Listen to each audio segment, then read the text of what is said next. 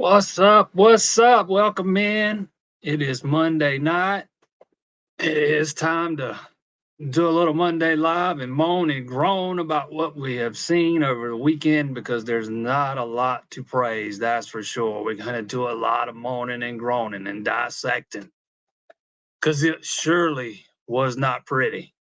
I mean, otherwise, we could sit here and talk about Brad Brownell and basketball for about an hour. I'm not sure I could do that. I could try. They seem to have a lot going on over there. A lot more than the football teams got going on right now. That's for sure. Man, what? Wait a minute. Excuse me, there, man. It was a little sunny outside. Anyways, back to regular scheduled program. Man, that was just bad, all around bad. On Saturday, man, just I already see the fire everyone comment over here in the section, man. Just bad, just bad. Before we get started, man, if you haven't hit the subscribe button on the channel, man, please do so. We would very much appreciate it. Like the videos. I'm here every Monday night, 7 p.m. We back at it right here, 7 p.m. on Wednesdays.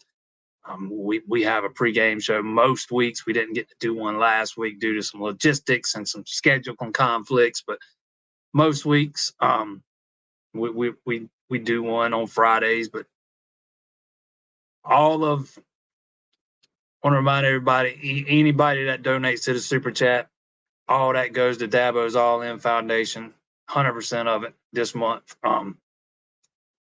And now let's turn our attention to football, man. Football. Clemson's offensive line is bad right now, man. It is just bad. I actually thought the offensive line started out pretty well. I thought they played well against Duke. Then you got the two cupcakes. They played fine against them, and I thought they had their best game against Florida State.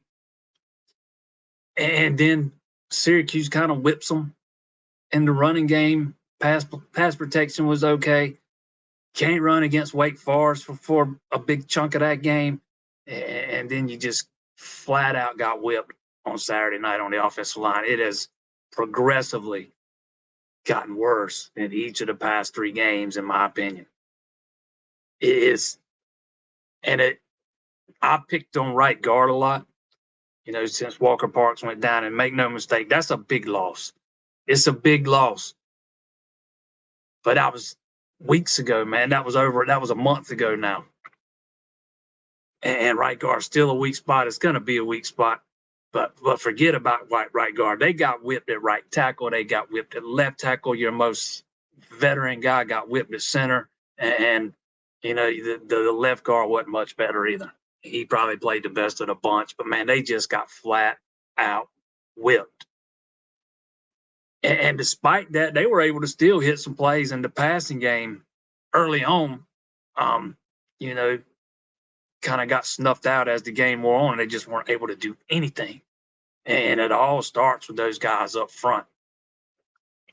I do not understand the rotating at left tackle. I don't understand all the rotating at left, left tackle. I don't understand all the rotating at right guard. Pick five guys, roll with them guys, man, and let them jail. They're not gonna jail the way they need to jail when you're playing 7. And that's as bad as they played Saturday night. When it's that bad, man, you're just gonna have a trickle down effect. It's gonna trickle down. It's gonna trickle down to your running backs, to your quarterback. Kate Klubner looks like a freshman who's pressing way too hard. I don't think he's got any faith in that offensive line. I don't think he's got any faith in that running game. He has shown he's able to put a little faith in some of those wide receivers. But, man, outside of that, it was just bad. And, again, I think it all starts up front. And if you continue to see this trend where they just get worse or worse and worse, or they don't make any kind of improvement from here on out, you got to take a hard, long look into why. Somebody asked me last week, my opinion on Thomas Austin, and I said the jury's still out. Well, they ain't too far from coming back with a verdict if something don't change, because it's bad. Um, there's just no other way to get around it. You got a quarterback who's made 8 starts, is it now? You got to give him some help. You got to give him some help with that running game. Take some of the pressure off him. He looks like a kid that thinks he's got to do it all. He looks like a kid that's trying to do everything. And he's not at that point where he can do all that now. He just he needs some help, and he's not getting any. Um, I know a lot's going to be made about the last play, and I've seen so many people talking about how he's just a glory hound and chasing the fame and wanting to be a hero. I don't think it's got anything to do with any of that. I don't get that vibe off this kid at all. And I think he's just a quarterback trying to do too dang much on a team that's giving him very little help at the moment. If you could find some ways to get those backs who have looked rather uninspired at times as well, if you can find some way to get those guys going, take some of the pressure off of Klubnik, I think that would help this offense a lot. But man, I have no faith in that offensive line right now to be able to play well enough to do that. We'll see if they can do it against North Carolina State. But North Carolina State runs that 3-3-5, and that's something Clemson has struggled with consistently. As bad as North Carolina State is, their offense is atrocious, worse than Clemson's, and their defense is still all right. It's not terrible by any stretch. So that's probably going to see. That's probably going to see who can dress up the turd the best this coming weekend. that's I expect that's going to be an ugly game, man. It's just still got your turnover issues. You go back to the beginning, not the beginning of this season. You go back to the beginning of last season. Clemson leads the nation in turnovers, or is it fumbles? It's one of them. I can't remember now. Let's see. I had that thing pulled up and I pulled out of it. Either way, they lead the nation, man. You cannot be putting the ball on the ground that much. And when it's been going on this long, it's now a trend. It's not something that's fluky. It's something you're doing each and every week. You cannot consistently lose the turnover battle and expect to win football games. It's just not how it works. I can't remember if it was. I think it was fumbles. They lead the nation in fumbles going back to the end of last year or beginning of last year. But they definitely lead the nation in fumbles this year. Lost fumbles, anyways. It's and you got to try to figure out why, man. Why your players are struggling with the details, the smallest things, the little things that it takes to win. It's just mind numbing when you watch this team continuously put the ball on the ground. And Shipley's, he goes in to score there. You're probably talking about a whole different ball game. They don't come right back on the next play and put one in. I mean, it's probably a whole different ball game. I mean, this offense was so bad Saturday that the defense was on the field for like 24 minutes in the second half. They possessed the ball for 6 minutes in the second half, and I ain't even counting overtime. And most of that was early third quarter. You cannot leave your defense hanging out to dry like that, man. Very few defenses are not going to wear down under those circumstances.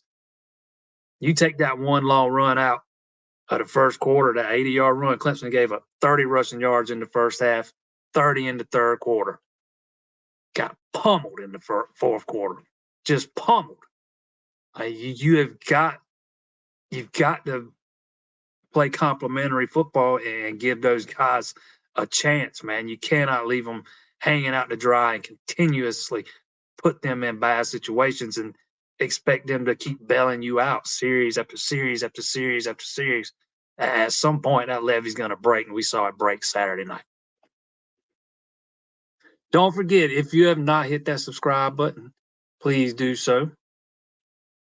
If you have not checked this out on allclemsontigers.com, Death Valley domain, $4.99 a month. Most of the recruiting stuff goes there now.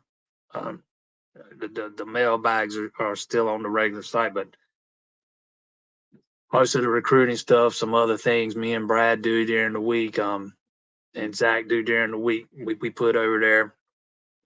And we think it's fairly reasonably priced, man. $4.99 a month. You want to sign up for a whole year, you can get a little cheaper.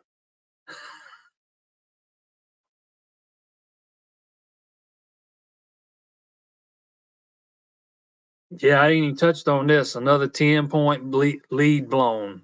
That's not the first time they've done that. I mean, they did it against Florida State too.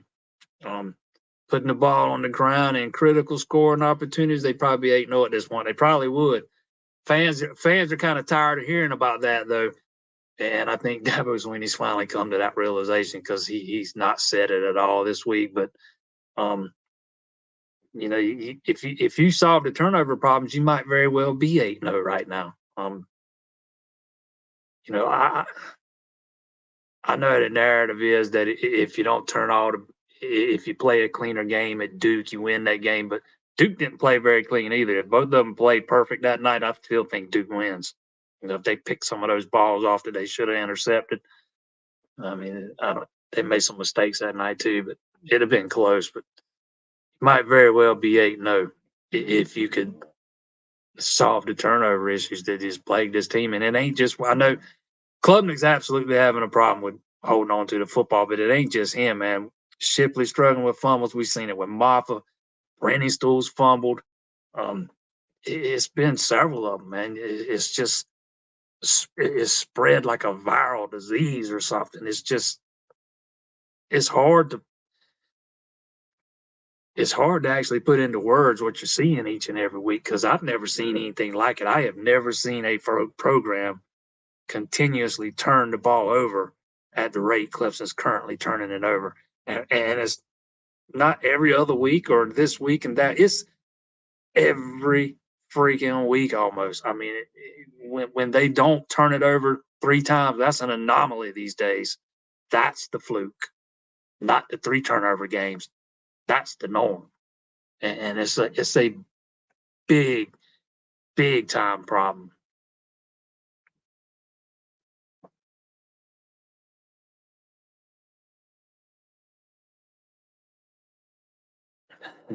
Everybody's talking about basketball now. Yeah. Hey, they got the mojo going on over there in that basketball building.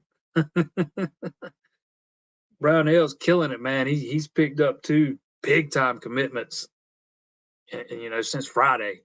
Ace Buckner, the son of Greg Buckner.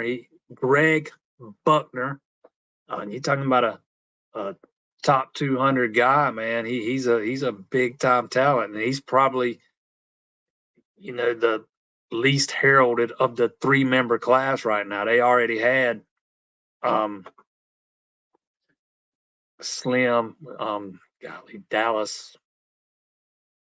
Now for some reason I can't remember his last name. They already had Dallas.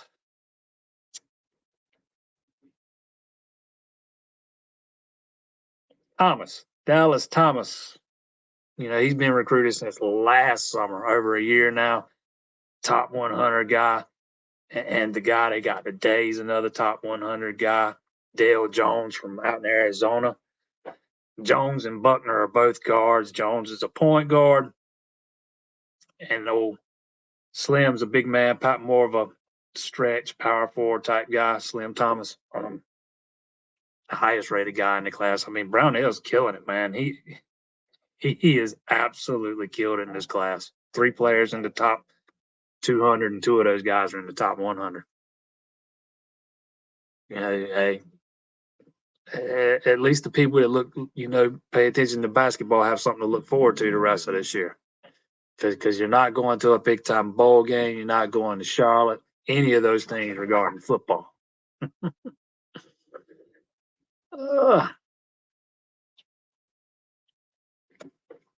Dabo's buddy and good old boy system sucks. Yeah, I don't put a whole lot of, do I think there's probably a spot or two on that staff that might need to be addressed?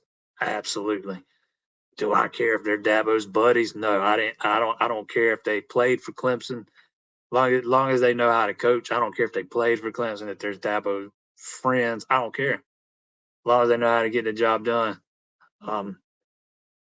Nobody cared about internal hires when Tony Elliott and Jeff Scott was running the offense and winning national titles. I mean, to me, it doesn't matter where they come from. Nobody cares that Nick Eason's a former player because he's getting the job done. And I don't care about that stuff. You just find me if you've hired coaches that put the results on the field, I could care less where they come from.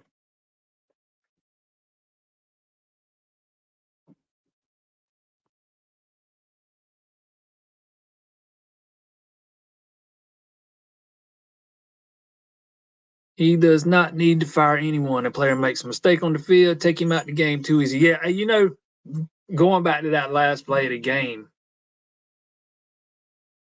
that's supposed to be a straight handoff, club that pulls it, runs it outside. There's got to be some accountability there, some type of consequences. I don't know that you can bench him because I don't know that any of the other guys give you a better chance to win right now. And this is a team that needs to win a football game. But you got to find a way to, there's got to be some form of punishment or consequences or something. That's something you can't do. I don't think Shipley scores anyways. I mean, even if he hands it off, I think it's moot. Who out there had confidence that Clemson was going to push that ball in the end zone when they got it to the goal line there? I know I didn't. And I knew it on the off chance that they did push it in. I had no faith in their ability to convert the 2-point conversion. I thought the game was over as soon as Miami scored that touchdown in the second overtime because I had no faith in that Clemson offense to punch one in. And I'll be honest, I had the closer they got to the goal line, the less faith I had because they have just been terrible down on the goal line. I was halfway expecting somebody to fumble. That is absolutely what I was expecting.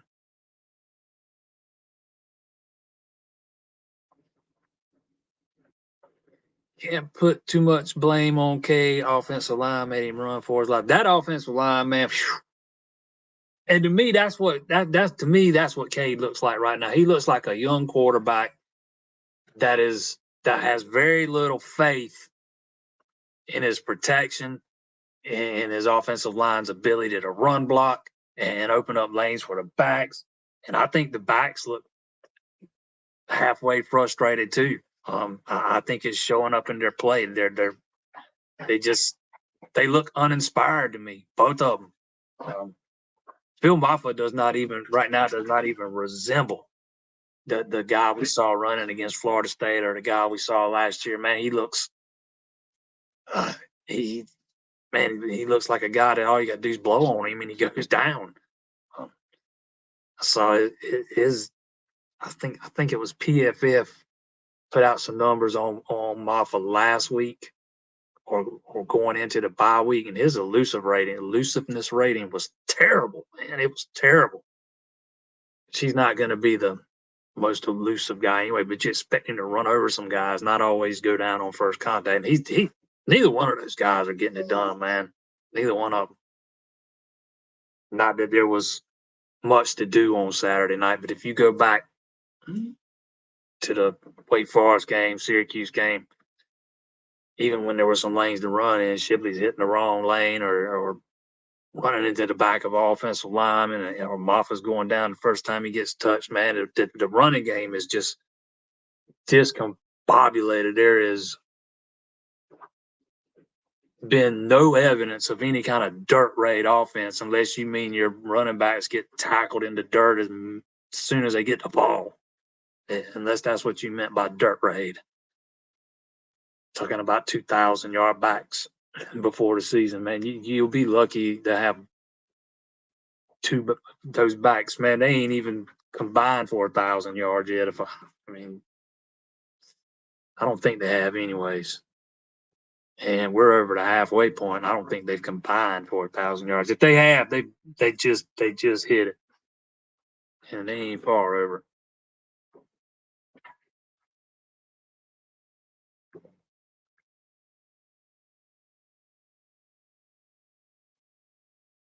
Are the bench offensive line guys not capable?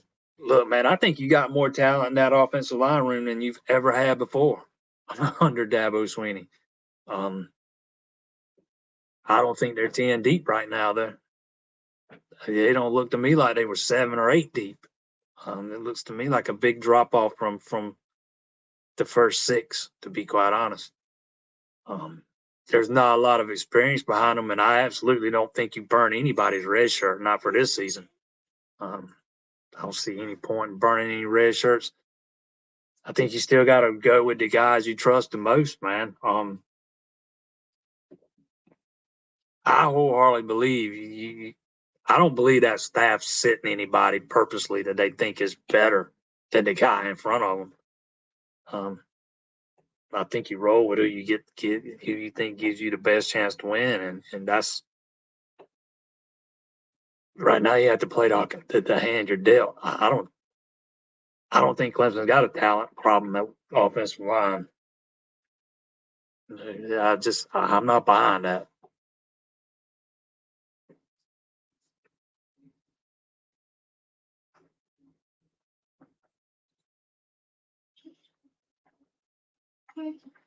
Are they still rotating offensive linemen, son? Well, yeah, I talked about this a minute ago. Yeah, I don't understand the rotation at left tackle, man.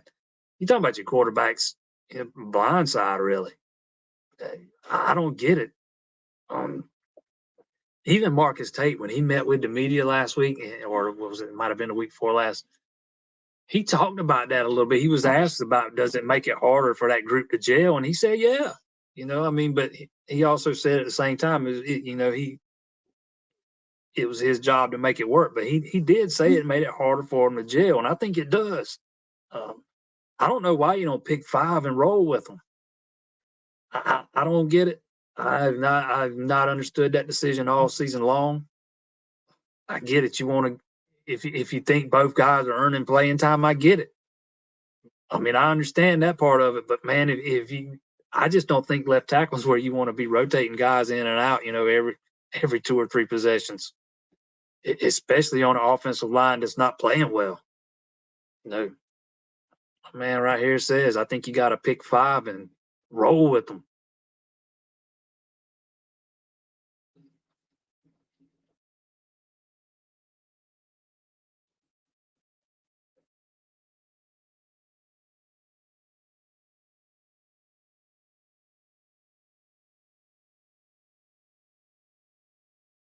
He'd have to make quicker decisions. Clock must be ticking 3 seconds. Let the ball. Heck, sometimes he don't even get 3 seconds right now.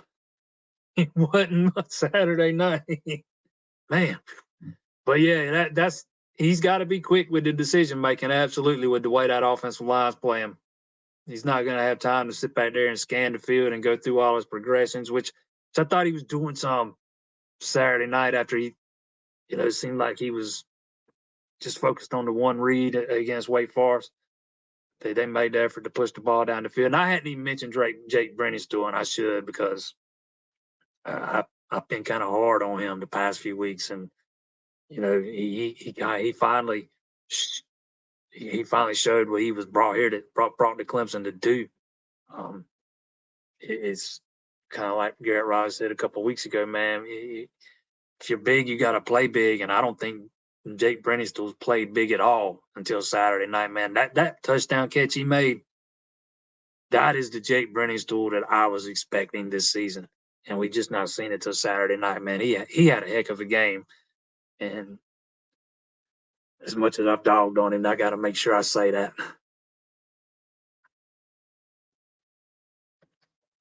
Some fans say K needs to be benched this Saturday as punishment for the bad choice. How stupid would that be? Kid looked beat down already. Yeah, I don't know that I don't think you bench him either. And not just because he gives you the best chance to win. If it was something, that he has a history of doing, and he's showing that he's not coachable and that he's just ignoring things, this is a whole different conversation. But I don't think he's doing that. I've heard no whispers of that.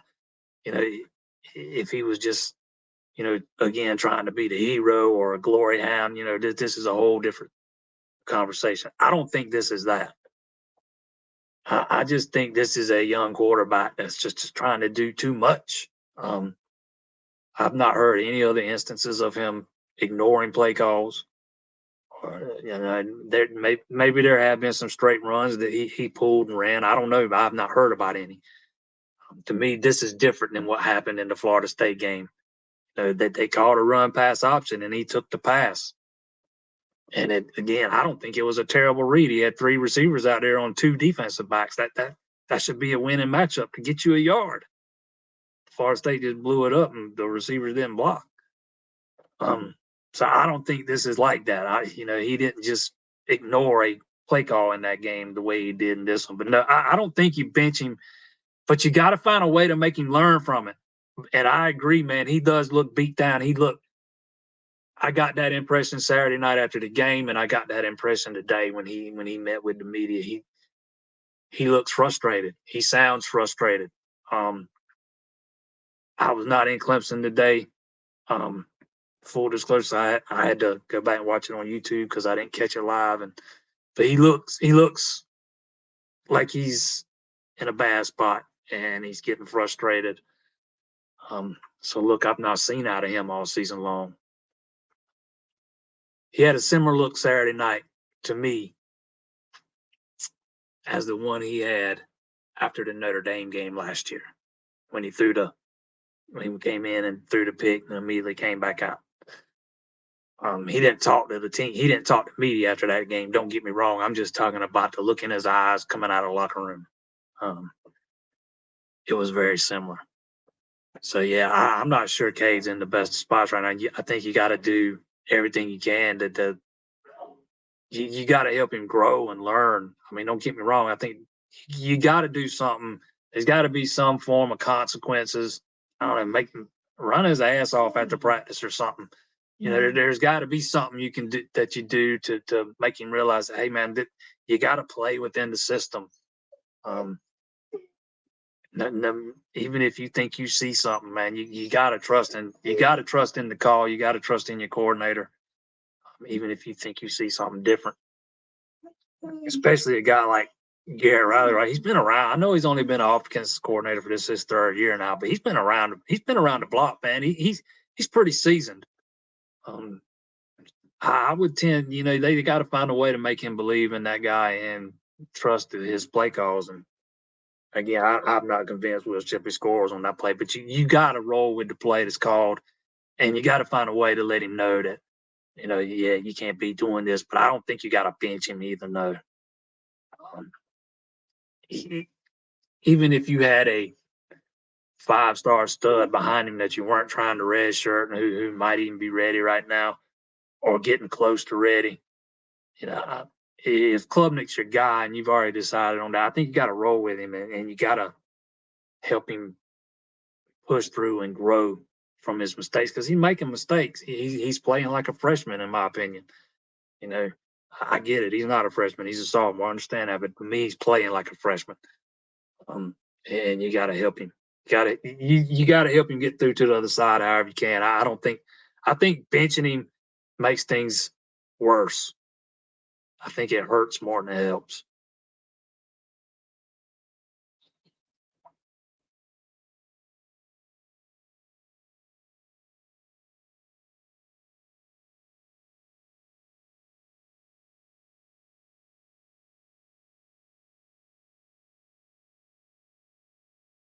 And Lee or Satin play right guard as Lent come off for two. Those are your tackles. I think it speaks volumes that Lincoln can play guard. I mean, don't get me wrong. He's probably built more to be a center, but I know they've worked him at guard. Um, I just don't know how much they've worked him at guard.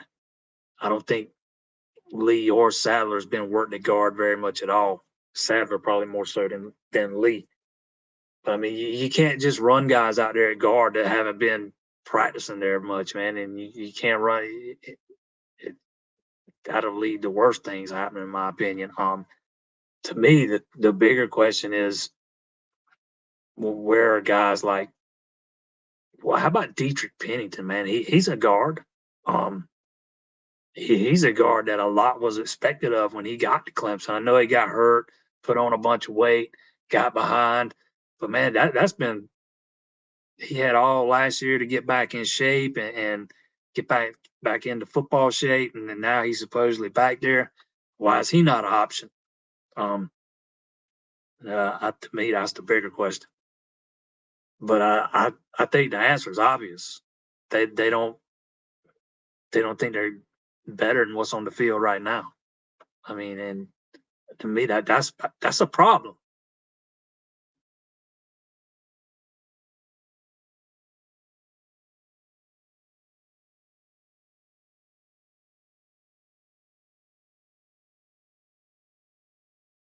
Dabo got to hire a coach with some NFL experience. Yeah, I don't know about that. You you might end up finding yourself in a spot where you got to find a more experienced one, though. I don't necessarily agree that he's got to have coached in the NFL. The only way Clemson's offensive line will change would be through the portal. That's the only way. I strongly disagree. I could not disagree more. That offensive line, man, it is littered with blue chip players. There ain't nothing wrong with the talent level in that room. You, you got to point somewhere else. I don't think that's the issue at all. We talking about top 150, top 200 players. These ain't scrubs that we talking about. There's more talent in that room than Dabo Swinney's ever had. You got to look somewhere else for what the problem is, because it ain't a talent problem. They have been recruiting offensive linemen as well as they ever have under Dabo up until this current class. They having issues in this current class, but 2023, 2022, 2021 killed it. I thought they killed it in 2020, man, but all those guys turned out they were mostly blue chip guys too. But ain't hardly any of them did anything. So I don't think you got a talent problem. So you got to find out what kind of problem you got and try and fix it, because I don't think it's a talent issue at all. I mean, you go to the portal and bring in the guys that play in the same system under the same coach.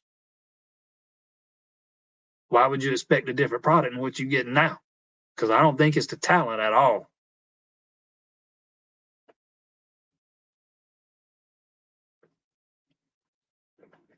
Why does Dabo struggle recruiting offensive linemen? See, that's the thing. Clemson's not really been struggling recruiting offensive linemen.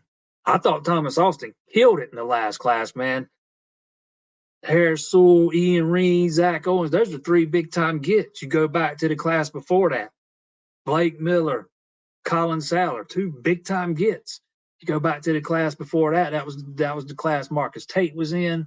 Some of those other guys, there were some big time gets in that class, but it ain't translating to the field. Therein lies the problem. You got to find out why all that talent's not translating to the field.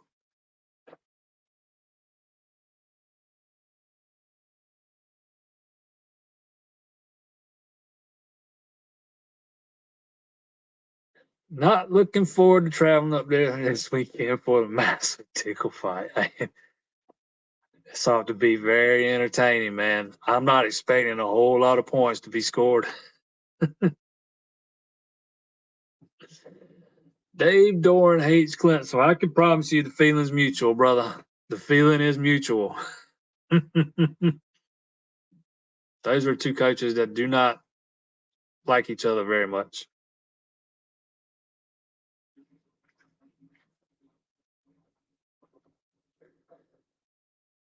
don't want to say this all because I can't believe what I'm going to say, but I'm say I'm starting to lose faith in Dabo. He's unwilling to change his style on the portal, hiring unproven guys. We have regressed. Look, man, I can only say it so many times, man. The narrative about Dabo being against the portal is just wrong. It's just so wrong, man. They tried to address the offensive line through the portal after 2021. No look. Got as far as getting one guy down on campus and actually offering him. He ended up in Michigan. You know, if you're not sitting at 88 scholarships going into last season, you probably see them. If you got a little bit of room, you probably see them trying to address 2, 3, 4 positions, as many as 4. I know for a fact they were reaching out to players at 3 different positions, and I'm pretty sure at 4. Um, his stance on the portal ain't what it's portrayed to be. Is he going to start cutting guys so he can go to the portal? Is he going to retool his entire roster through transfers? No. Is he willing to go to the portal and fill a gap where he thinks there's a gap from one guy to the next, where you need a plug and play type guy to get to the next guy on your roster? Yeah, I think he's absolutely open to that.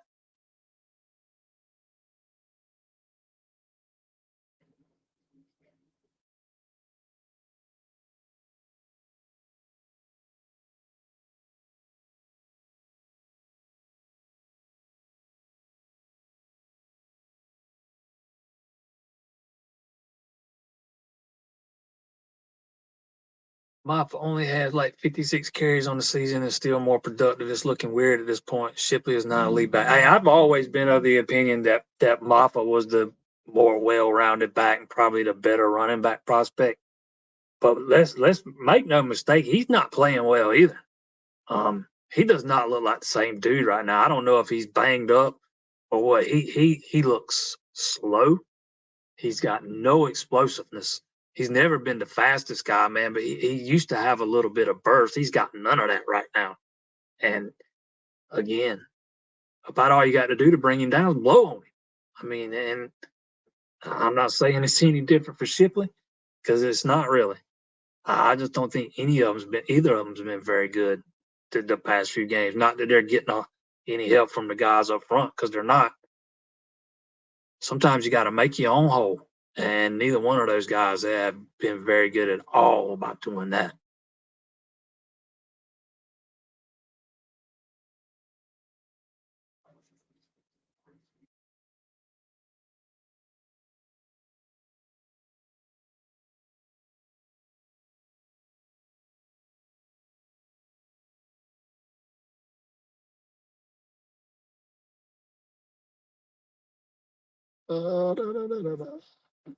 What?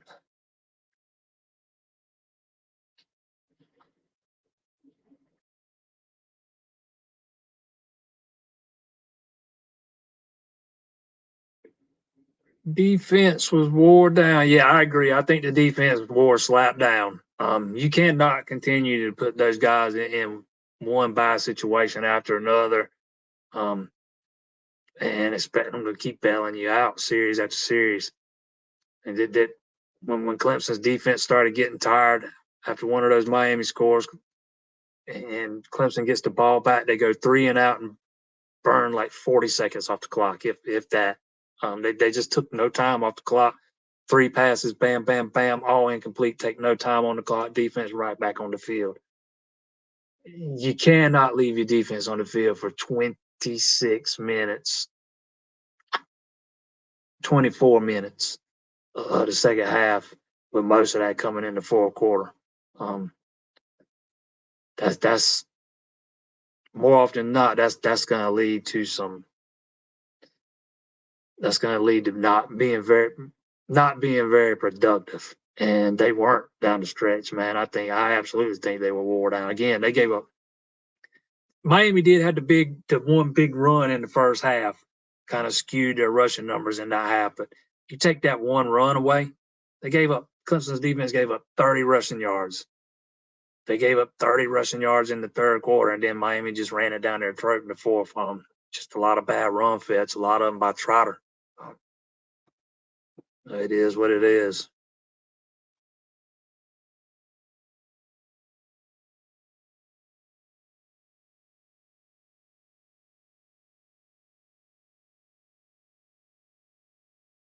Everyone was put on notice. The offensive staff is young. Dabo has to realize he can't fix it all. Time to hire some seasoned staff. Now, therein might lie some part of the problem. There's not a ton of experience on that offensive staff outside of Garrett Riley. You got Tyler Grisham, who's been a coach in a college program for what, 5-6 years. And I'm counting analyst time spent as an analyst here too. You got CJ Spiller, who's in what, his third year now. Maybe he was an analyst for one. You got Thomas Austin, who was 2 years at Georgia State, now 2 years at Clemson. Might have spent 1 year as an analyst. So it's not a lot of veterans on this coaching staff on the offensive side of the ball right now. And that might be part of the problem.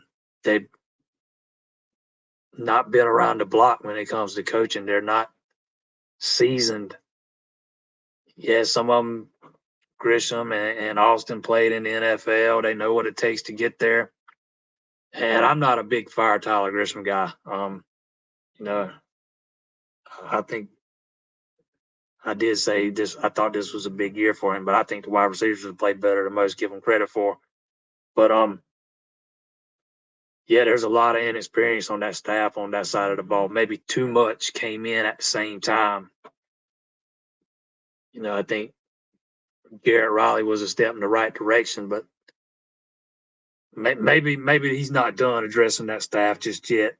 Because we all know they had a come to Jesus meeting after last season, and they were all put on notice.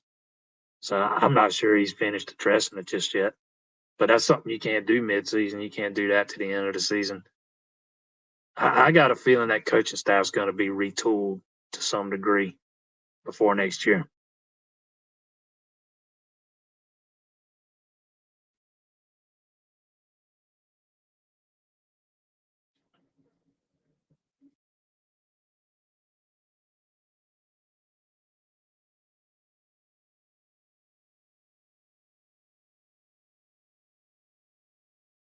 So tired of hearing crap about the coaches from our fans. Well, when when you get the product that you've seen on the field, I think criticism is warranted.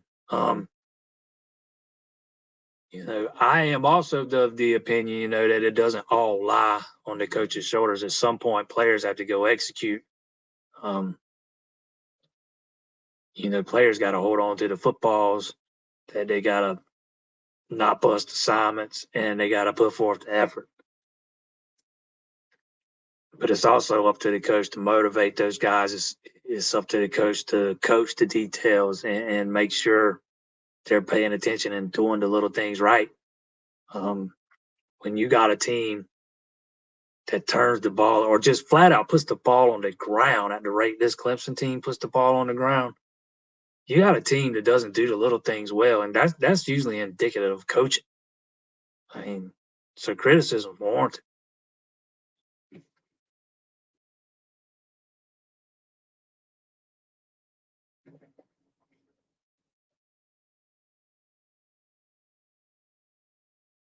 Clemson has a lot of talent, but I don't believe it has the talent they need on the offensive side of the ball yet, especially on that offensive line. And it seems that Clemson has recruitment issues. If you go from just a sheer talent, we're like talking just sheer talent. Clemson's got more talent in that offensive line room right now than they had on any of those playoff teams.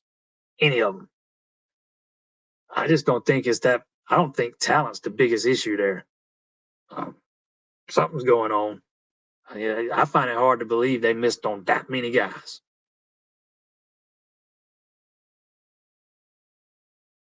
I will agree they don't have the talent at the skill spots. You don't have an ETN.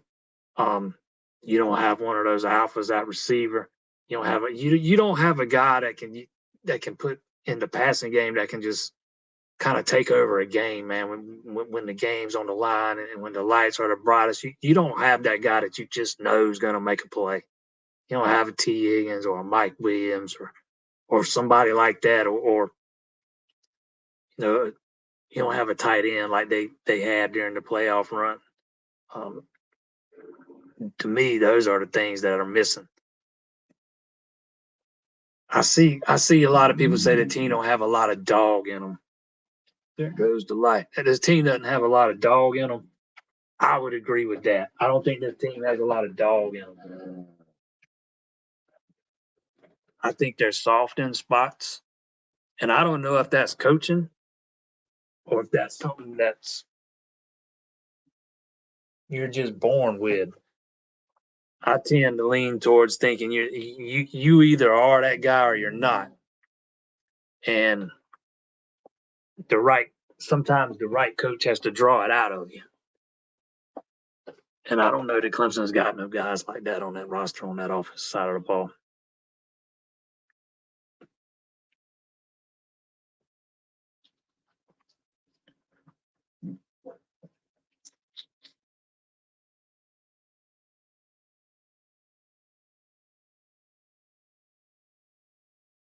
What was the reason why X-Ray didn't play? I'm assuming you're asking me about Xavier Thomas. Violation of team rules.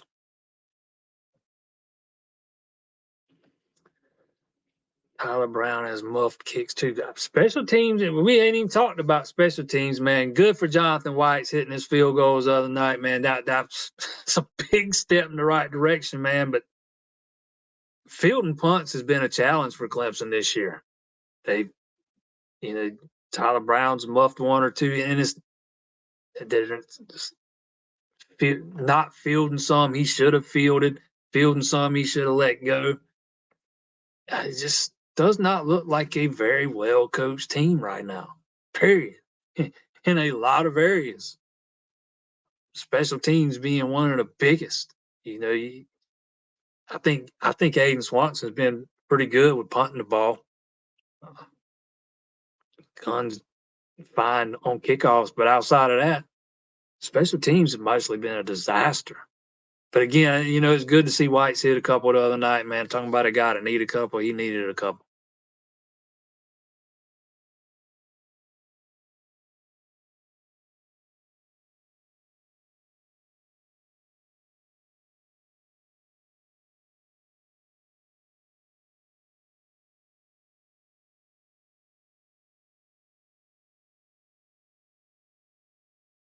Please explain how you expect a good outcome when you form from a collective 200 years of coaching experience for coaches to maybe 50 years of successful college coach. Yeah, we just talked about this.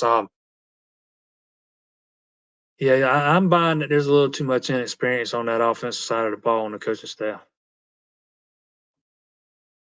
I don't think you got to go in there and fire everybody, but I think you got a little bit too not enough experience over there. Even you look at guys they even got in those analyst roles, and there's not a ton of experience. You got John Grass, who's still there, and I know Chad Morris is there, but he's not doing much. He's just really doing some scouting for opponents and looking for tendencies and stuff. So he's not a big voice in any of those rooms. So you look at the support staff with the analysts, and a ton of experience there. Guys like Taj Boyd and Cole Stout, and who've only been around Clemson. I think you need some. Again, I think you took a step in the right direction with Garrett Riley. You brought a fresh set of eyes, an outside perspective. Maybe you need to do that at a couple more spots. But again, don't misunderstand. I'm not sitting here saying everybody on the offensive staff needs to be fired, because I don't believe that.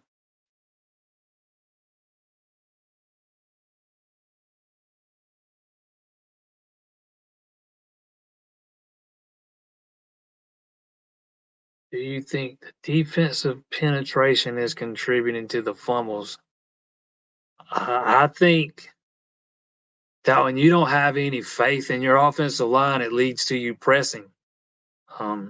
I think it leads to you trying to do too much, and I think it leads to mistakes. So yeah, I think it is a contributing factor.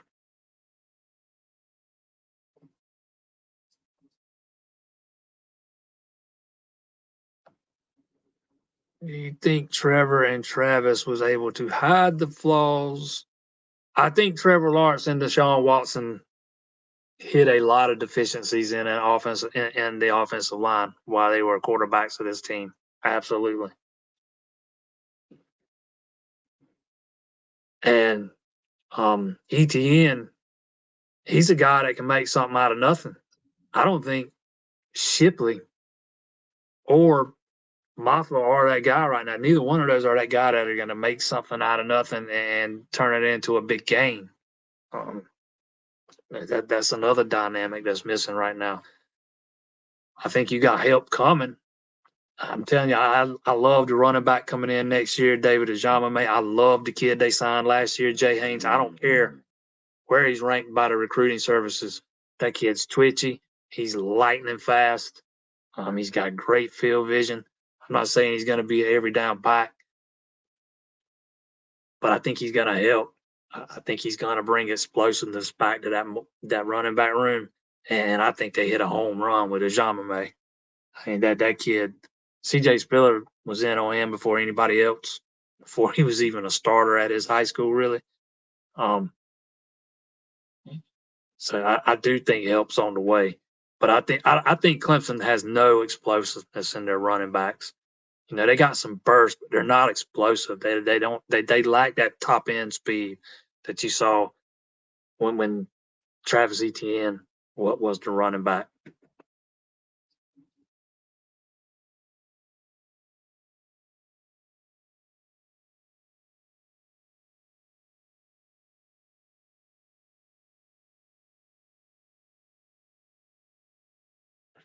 Will Brownell be around to coach them?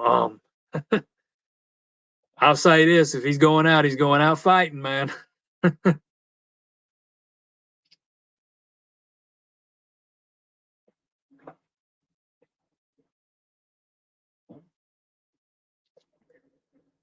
Maffa probably in danger transferring with his non-improving O-line problem, lack of playing time.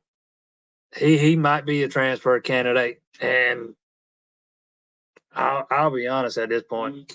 I wouldn't lose any sleep over it if both those guys are gone after this year. Be quite honest. I'm kind of ready to see something different. I think those guys might be hit their ceilings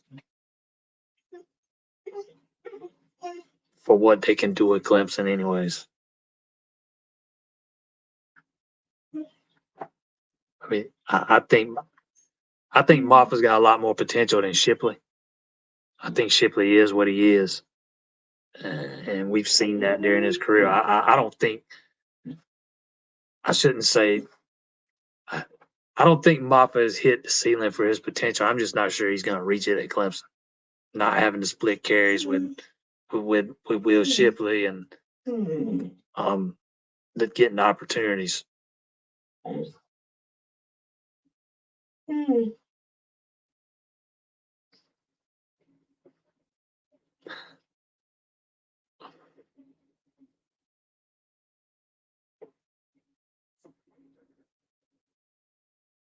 I get the feeling Dabo is ready to do something about the offensive line. Look, I've told you I don't think there's anybody in there that wants to win more than Dabo. I don't. Maybe it took a season like this for him to fully see, um, exactly how far they've fallen off. But again, I don't think there's anybody. I don't think there's no coach wants to win more than him. And I think he showed last year firing Streeter after only 1 year running the offense that he's willing to make a move. Um, I fully expect more moves to be made after this season. Mm. If that offensive line continues to play at the level it's played the last 3 weeks, you can't that can't be acceptable. Going into next year.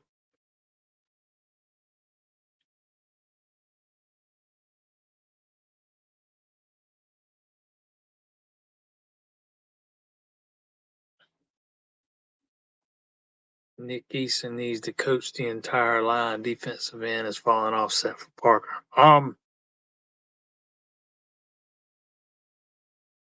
Defensive end is a spot I would absolutely have to take a look at if it was my team. I think ends have been underwhelming the last few years. I don't think Miles Murphy got any better from freshman year to junior year. I don't think he was the hardest worker either. So I mean, I just, is that all on Lomansky Hall? I don't know.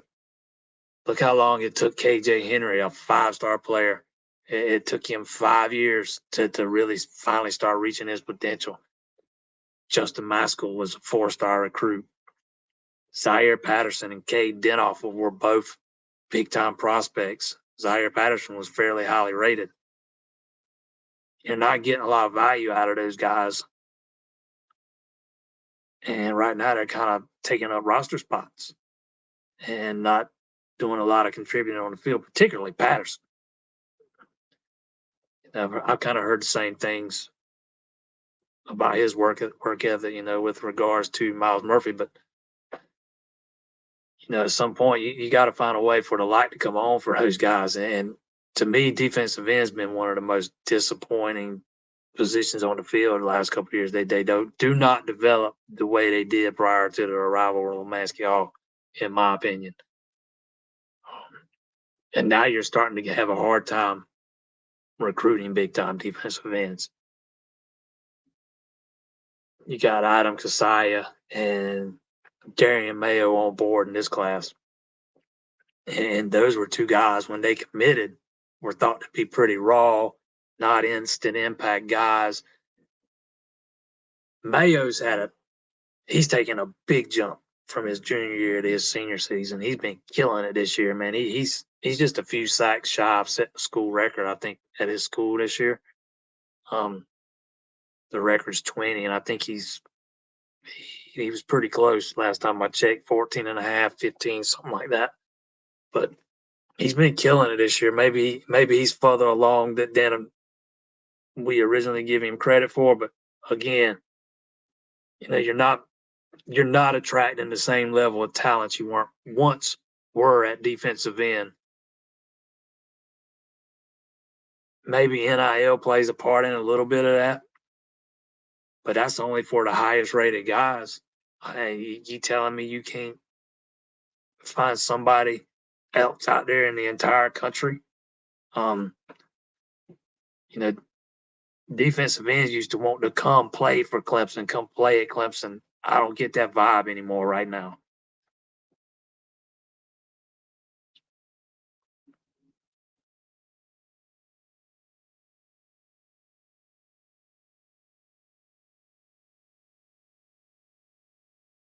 Ego, Cade running stadium, make example. See, I don't think Cade's problem's ego at all. Yeah, I agree. You got to do something to make him learn from his mistake, but I don't think it's an ego thing with him.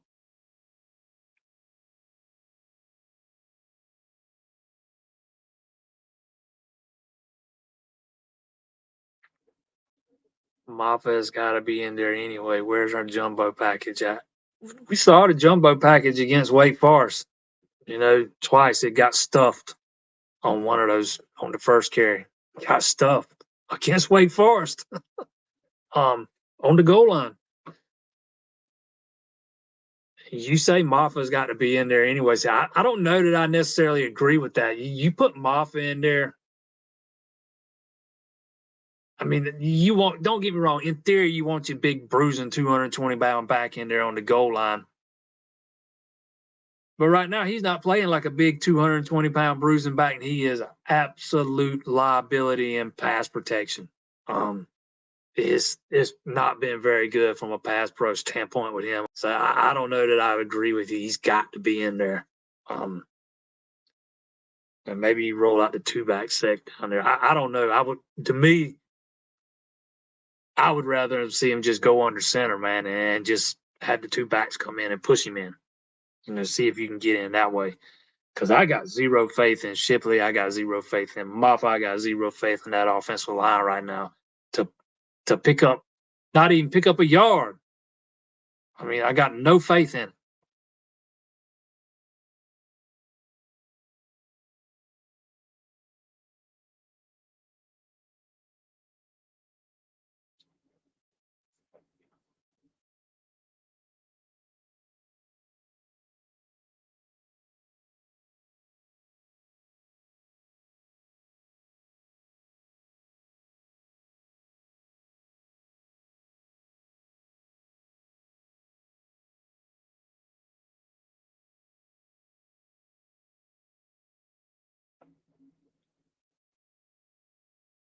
It's likely a 7-5 season or so. It is what it is, but does that start affecting recruiting? It's not affecting it yet. Um, since we're talking about recruiting, it's not affecting it yet. To me, it gives you more playing time to sell. You can tell those guys they got more opportunities to look forward to when they get to campus. Pure and simple. You look at guys like Bryant Wesco, and I know there's been a lot of smoke about him taking a visit to Oklahoma.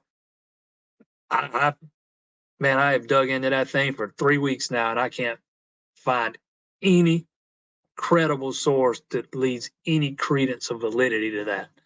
Um, so you look like a guy. You look at guys like Bryant Wesco and T.J. Moore, who's keeping them off the field when they get here next year. Man, there is immediate playing time here.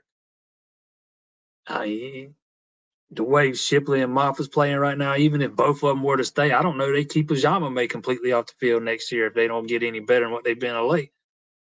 Running back's a little different. Depends on your pass protection. I don't know that it affects recruiting a whole lot, man.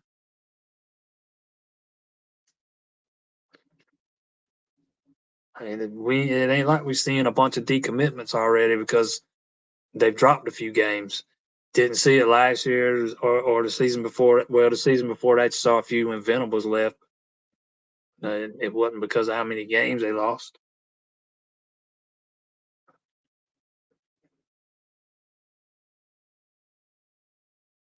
I think Dabo is doing too much coaching. He is the head coach, but he should manage the game plan and let the coordinators coach. Yeah, I don't really have a comment on that because I don't know how much micromanaging he's doing. I tend to think he's letting Riley do his thing. You know, I don't think Riley. Again, I've said it before. I don't think Garrett Riley comes here under those circumstances. Do I think Dabo has input on some things? Yeah, absolutely. But do I think he's micromanaging the offense? I don't think he is. They've also brought Mickey Khan down from the booth this year after the first game. He's on the sidelines with Goodwin down there now, so he's down there giving Goodwin more help with some stuff. I don't know how much he's getting involved with the defensive stuff, because there's just no way to know not being on the sideline, and I don't think he's got this leash on Garrett Riley that people think he does, and I just don't believe it. Matter of fact, I've been told different by people I 100% trust and would know.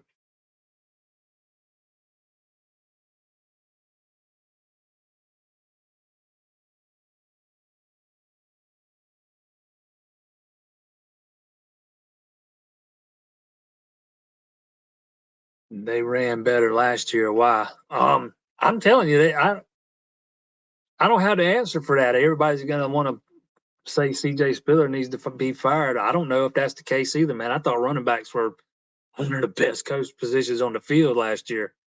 I think they look uninspired. When the guys in front of you aren't giving you any help and not opening running lanes for you, that's going to lead to frustration, man. Will Shipley looks like a guy that's been frustrated almost the entire year. We've seen it going back to the early part of the season. He just looks like he's playing frustrated. Who's to say Moffitt's not frustrated? Limited opportunities the past couple of weeks. There can be numerous reasons why they ran better last year. The offensive line played better last year than they're playing right now. That's the biggest part of it.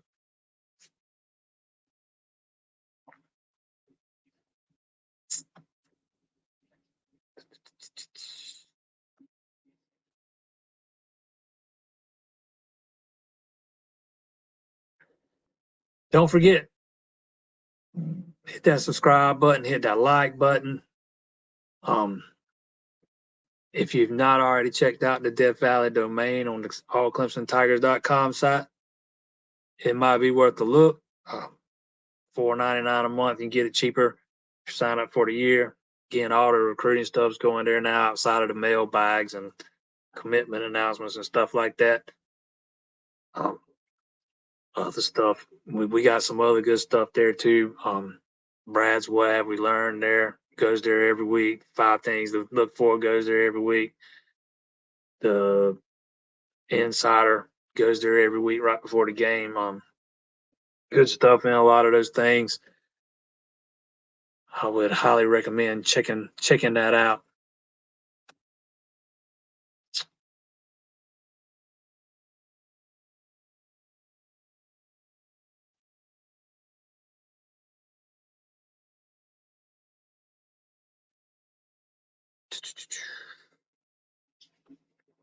Riley said he's playing with 10.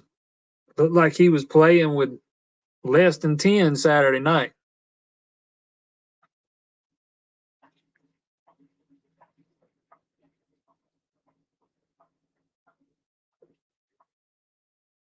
We are the slowest on offense in 10 years. Where's the speed Dabo talked about?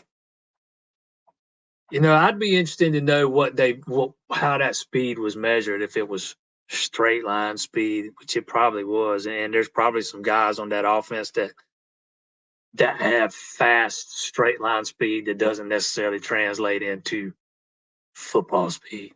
That they can run, but they don't have a lot of burst necessarily, or they're not very explosive necessarily. I'd be interested to know what metric they used to test that speed though, because he absolutely said this was the fastest team he's had.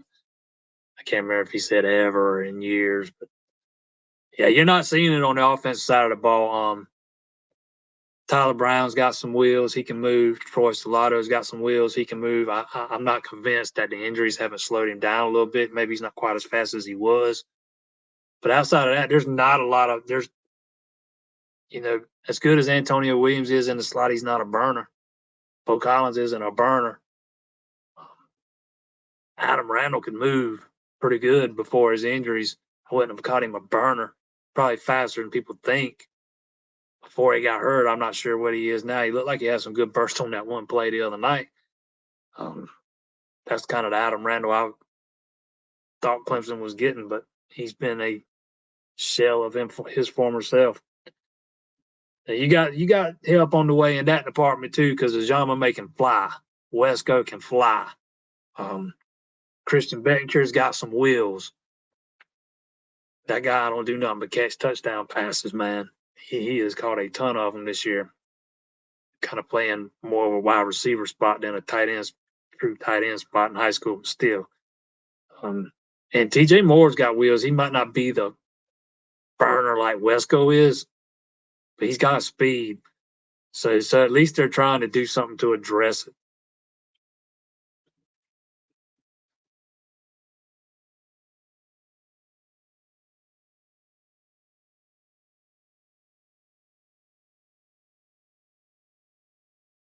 I think Clemson is hurting in the recruiting for offensive line. They hurting in this class, absolutely. Again, I thought they killed it in the last class.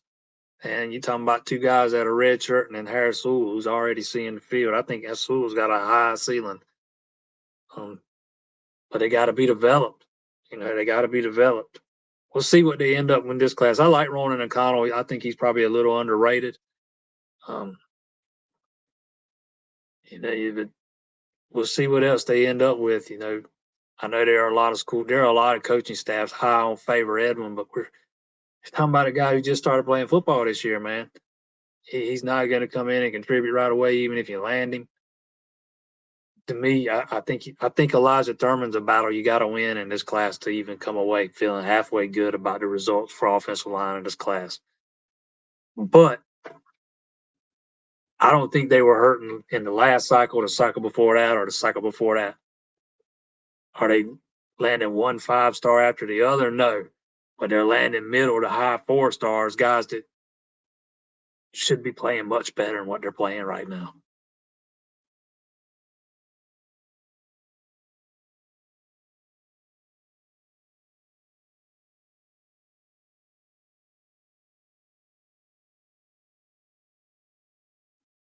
How many false starts does Blake Miller have this year? More than too many. More than enough. He's had too many. Blake Miller He got beat like a drum Saturday night.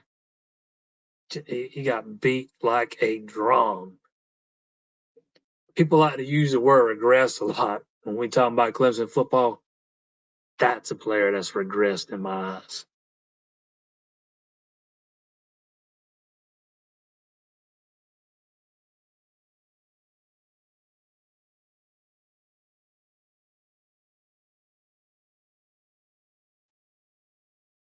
I think Clemson is recruiting the wrong players for offensive line. I think Clemson's philosophy for recruiting offensive linemen, I had long think it needed to change a little bit, and them go start for a long time they were bringing in the smaller, more athletic guys. I thought they needed to go after the bigger guys, but still bigger guys with good athleticism.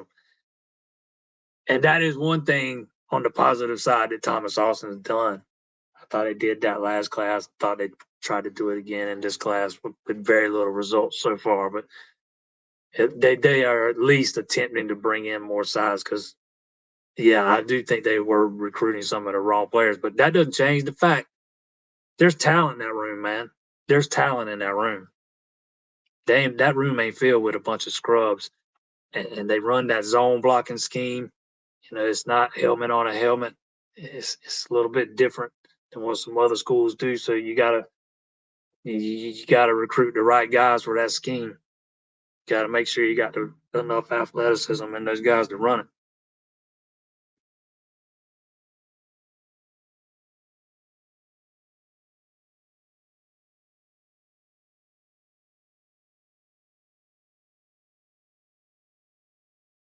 It's just the worse it's going to get, or is it going to get better next year? Your opinion?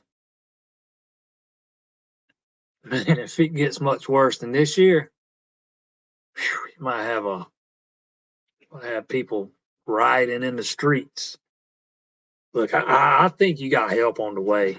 Um, you got to find a way to grow your quarterback up behind a piss poor offensive line. That's going to be difficult. Um, I do think you got help on the way. I think Clemson did a good job of kind of addressing the defense in the last class. The way they killed it along the defensive line to help ease the loss of what's coming after this year because they're going to lose some guys from up front. But I thought they killed it in the last class. You might have to go to the portal and get an end because I'm not sure. You're gonna have TJ Parker on one side, but is Hoffler or JB gonna be ready to play every down next year? I'm not sure. So you might need to go find you a veteran defensive end. But I like what Clemson did on defense outside, in the last class. I like what they've done on offense in this class. So no, I don't think it's gonna get worse, man. I think help's on the way. You got to find a way to get your quarterback grown up. To me, that's the biggest thing. You got to find a way to get him to quit making these just terrible mistakes, just back-breaking mistakes in the biggest, most critical moments. That's first and foremost.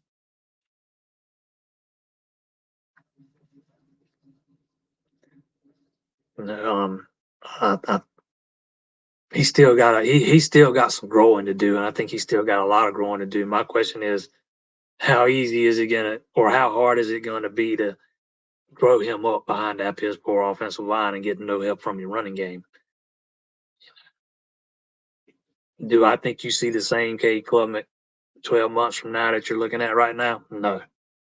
Um, I I think it's way too early to give up on him. Way too early.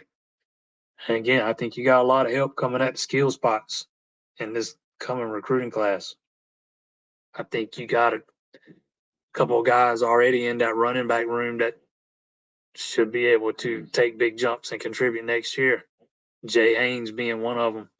Key will be maybe putting a little weight on him and finding a way to not lose his speed. But I think you got help on the way, man. You got, to me, the biggest thing is you got to address the offensive line. You got to single out what the problem is and address it, whatever it might be.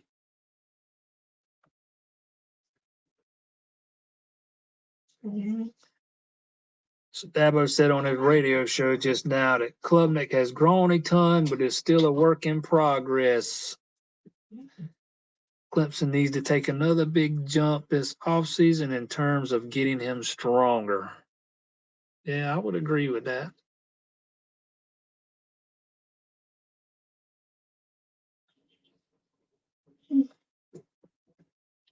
XT was suspended for a violation of team rules.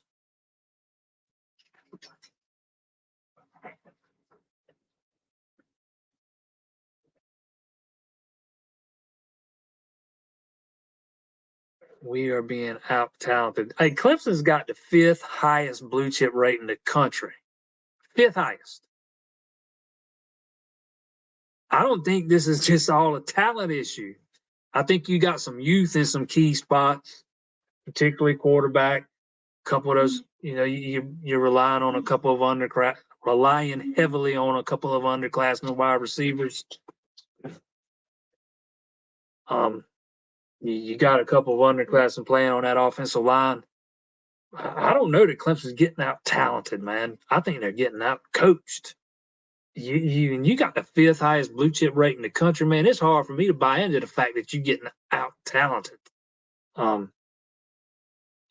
Maybe some of these teams are, especially like Miami and Florida State, they got more veteran guys on them due to how hard those teams hit the portal. But you can't sell me for a second on the fact that Duke's more talented than Clemson. I don't know. I don't think Miami's got more talent than Clemson right now. I think they've closed the gap, but I don't think they've got more. I think Clemson's on equal footing with Florida State from a sheer talent perspective. They probably just got more experience. I don't think talent is your biggest issue. Just not when you got the fifth highest blue chip rate in the country. I just can't be sold on that.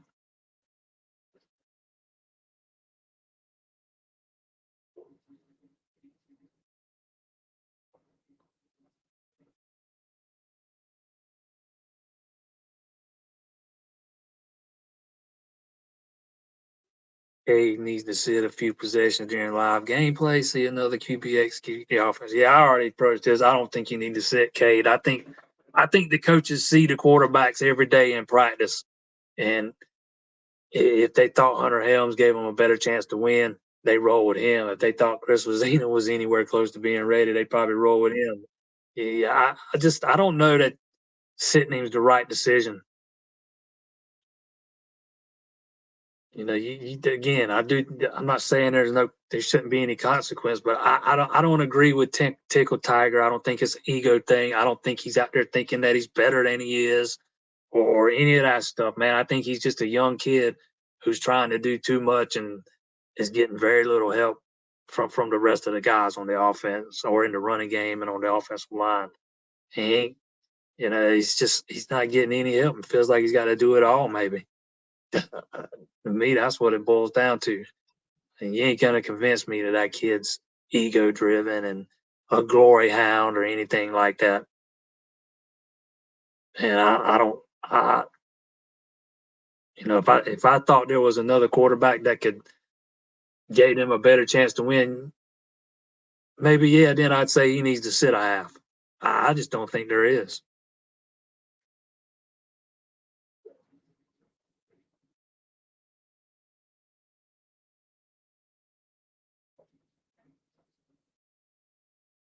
Cade needs to know the rope is shorter. He needs to take the next step or then get bitched. There need to be consequences for ignoring a play call. Absolutely. I agree with that. I just don't know that in this particular case you bench him. If he's got a history of doing it, maybe so. I've not heard of that any kind of history in that regard. From everything I've heard, he's very coachable. But I tell you what, you start ignoring play calls and putting the ball in your own hands, you're gonna lose the respect of your teammates and you're gonna lose the trust of your teammates. And you do that at a time, you do it more in a time or two, and you're gonna find out real fast. I think this is gonna be this next stretch is gonna play a big part in his development. He's either going to take to the coaching and start playing within the system, or he's either going to keep playing like a freshman. There's just about two ways you can go here.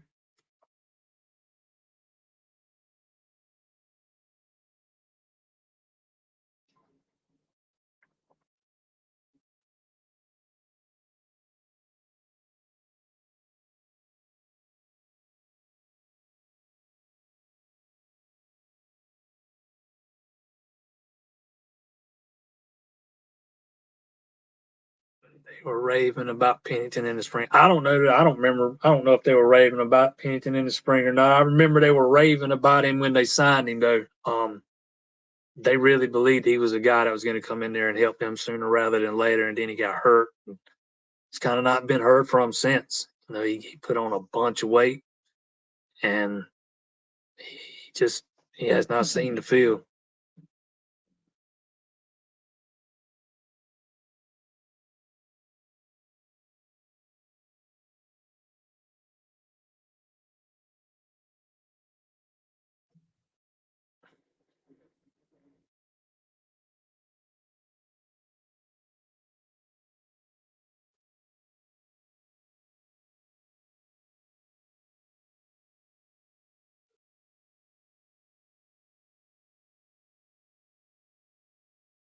We hire Shane Beamer as special teams coach.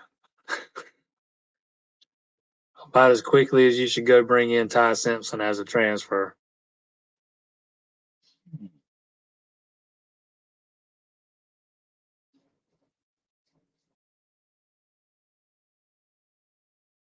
I've already said something about Randall's catch.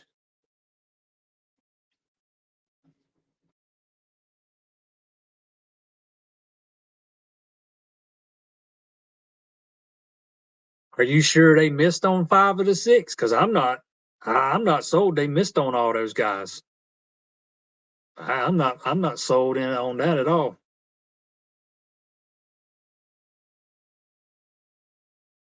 I mean, I've spent the last 20 minutes talking about that probably.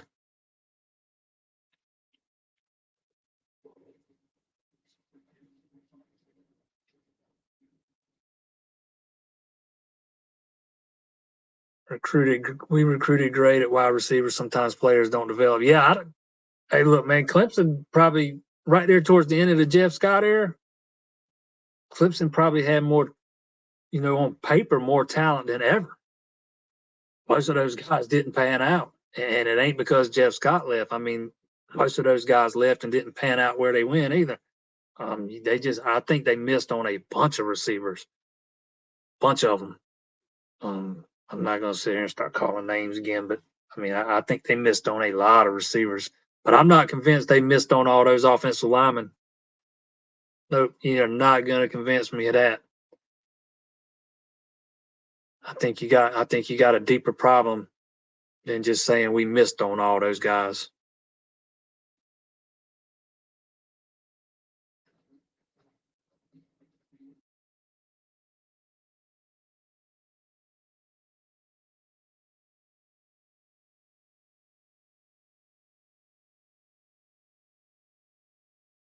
It boils down to Dabo not letting Riley bring over a complete staff of his choosing. See, I don't agree with this either. He didn't allow Venables to bring over a staff of his choosing, and that worked out just fine. I don't. When you start talking about hiring coaches, it don't have to be this way or that way, man. You just need to go out and get the best guys. It don't necessarily mean Garrett Riley's got to be the one that does the hiring or has the choice. Let him have some input, sure. I mean, I don't think you need to give him free reign and say you go hire whoever you want. It ain't his team. It might be his offense, but it ain't his team. And he's not the one that will have to he's not the one that's going to ultimately be responsible for those hires. Dabo will. So I don't necessarily agree with that either. I'm not saying you don't have weaknesses on that coaching staff that need to be addressed, because I'm pretty sure you do. I just don't think Garrett Riley's got to be the guy to hire them. I think Dabo's got a pretty good track record of hiring assistants. Have they all been home run hires? No. Are some of them not working out? Probably. Are they as bad as most make them out to be? Probably not. The truth probably lies somewhere in the middle. I think it mostly boils down you guys just got too much inexperience on the offensive side of staff at one time. But I don't think it's got anything to do with where they came from, how they got to Clemson, who hired them, anything like that. I think you got to take it on a case by case basis.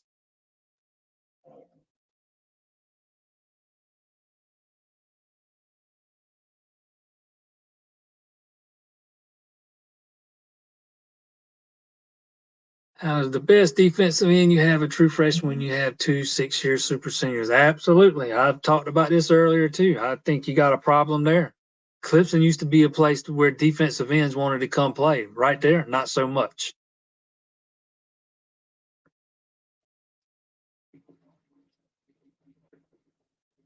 I'm, I'm just gonna say this one more time, so because you can comment on it all you want. I'm not gonna address it. Dabo's not against the portal. Dabo's not against NIL. The people that keep claiming that, you know, might be the ignorant ones. Ignorant as in not well informed.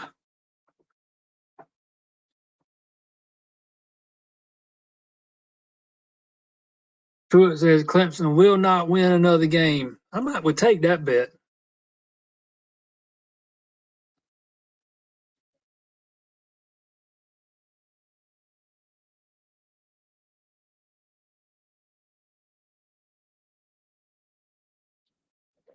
Reminds me of Bobby Bowden at Florida State when that program started to slide downhill. He refused to change with the game. I see that happening at Clemson. How is Dabo refusing to change, though? What's he refusing to change to? He's not against using the portal.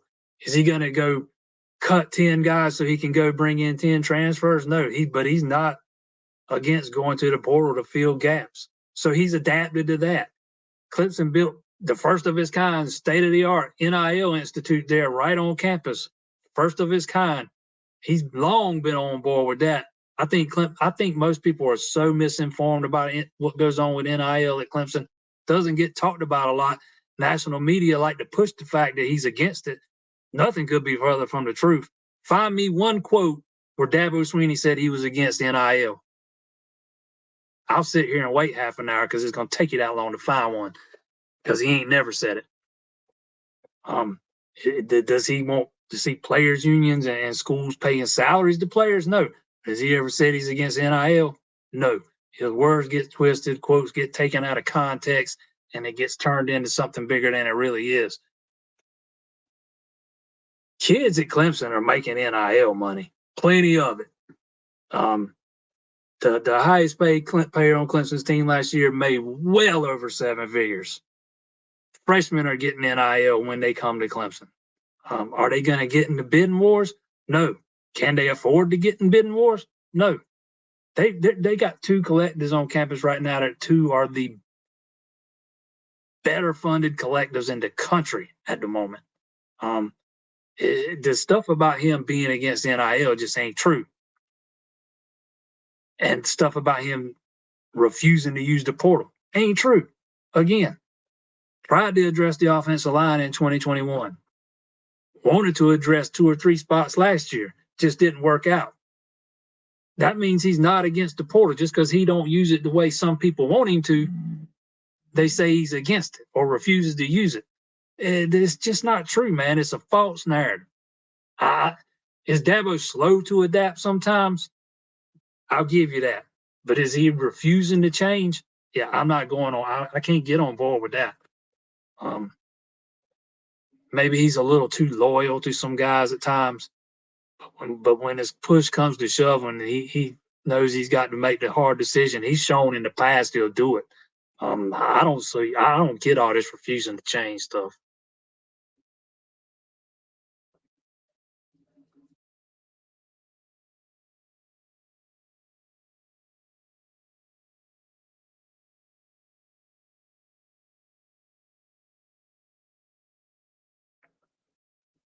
Clemson does not need the portal. Name a player they need from the portal that would come to Clemson. No, I don't think Clemson has a big dire need from the portal either.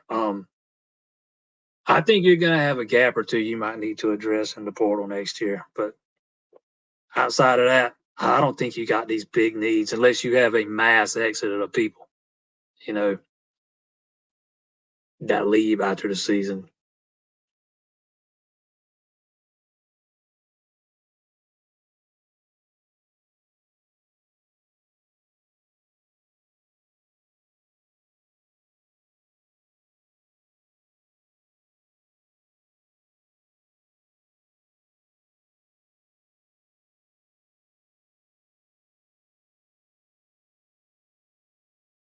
Where are all the scholarships going for the players that keep transferring out? High school recruits. They ain't going to walk-ons like half this fan base have you believe. I mean, they go to high school recruits. A bunch of them in the last class ended up going to players that decided to come back, like Tyler Davis, Rugeroro, Jalen Phillips, several other guys that they thought were leaving that ended up deciding to come back. That's what ended up putting them over last year. When the season started, you had 3 former walk-ons that were on scholarship. 3. They ended up putting a 4th one on after TJ Dudley got to Smith, but he's only going to be on for the year. No coach on the coaching staff has a son on scholarship. They all go into high school recruits.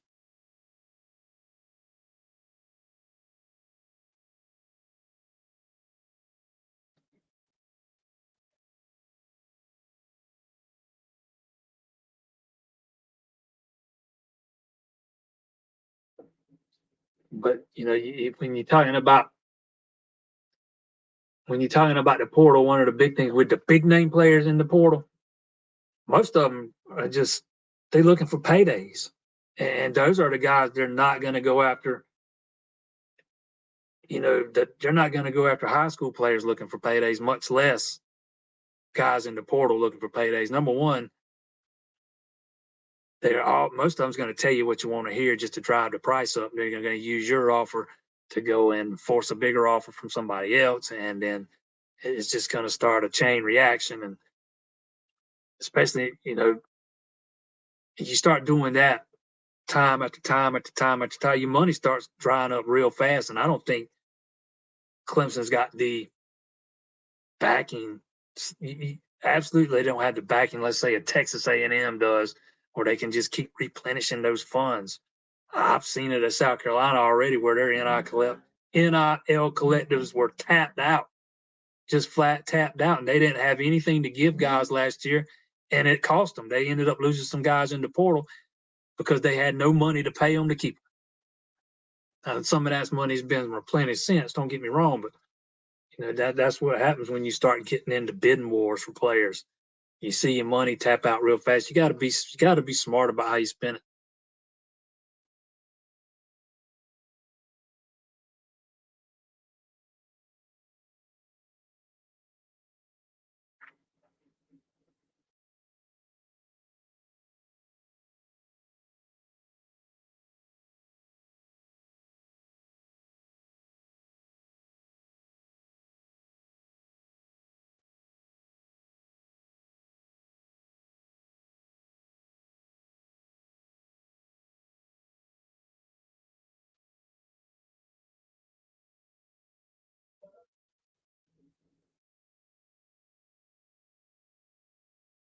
Oh, I just got a text that Justin Ross is facing a felony charge after an arrest.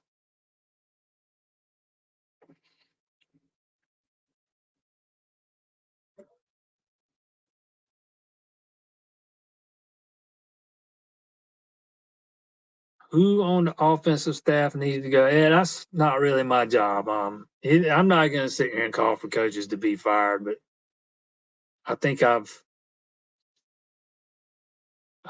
dived into that pretty hard tonight. I think I said a lot without going that far. I think you got to take a long, hard look at why your offensive line's regressing week after week after week. Again, I'm not sitting here saying anybody needs to be fired, but I do think you got to take a long look as to why guys along that offensive line are regressing. I think defensive ends a spot that could use a look. To me, if it were me, that's where I'd start.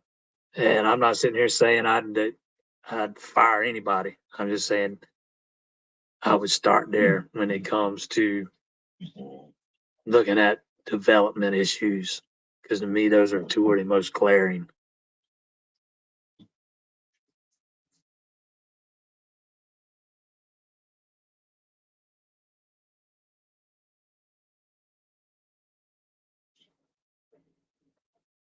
Do you think Georgia and Alabama will let coaches come in there with hardly no experience to run their top-notch programs? I don't think so. No, I don't. I don't. I think Dabo Swinney built Clemson to be different. Um, it is what it is. He might miss on some hires here and there. I think he's got a pretty good track record with his coaching hires for the most part. I just think he might have hired too many young, inexperienced ones that too close together. There's not enough experience on that offensive coaching staff, in my opinion. But no, I think he does it way different than Kirby Smart does and then Nick Saban does. And I think that's done on purpose. I think that's a big part of what's made them successful over the years. When you hear, but I'm talking to all these recruits, and all I hear them talk about is that culture and that family-like atmosphere and stuff that they say they don't feel anywhere else.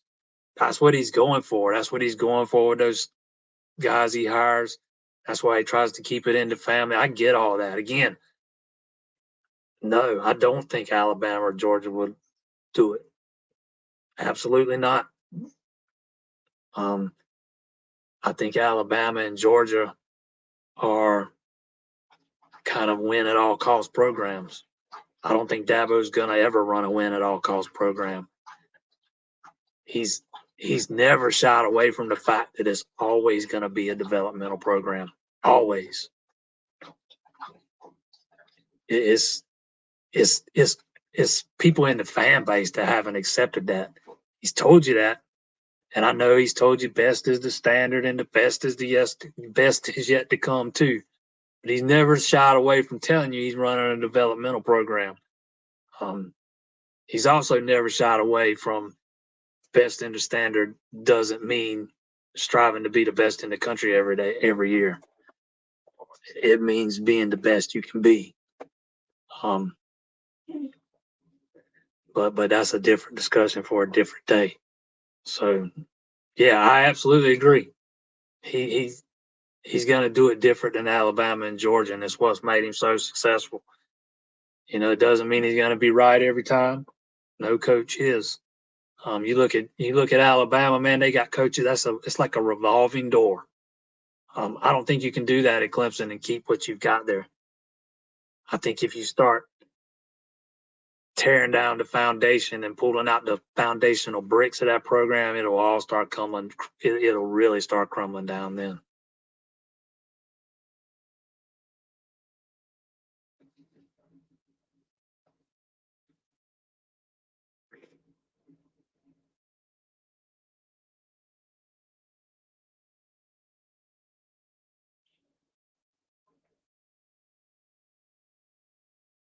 BJ Spiller has failed in recruiting. Man, you could not be more wrong, brother. Could not be more wrong.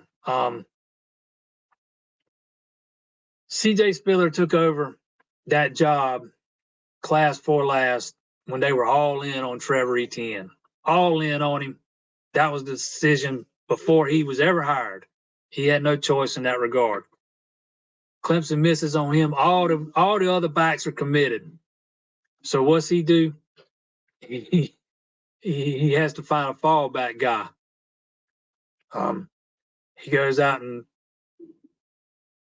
gets Keith Adams Jr.